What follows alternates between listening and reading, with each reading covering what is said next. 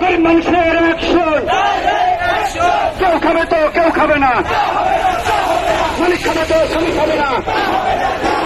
বিএনপির চেয়ারম্যানের বিএনপির কালো হাত ভেঙে দাও, ঘুরিয়ে দাও। আমাদের গাড়ি দিলে রক্ত লাগলে রক্ত নিয়ে চালকদের গাড়ি দেয়।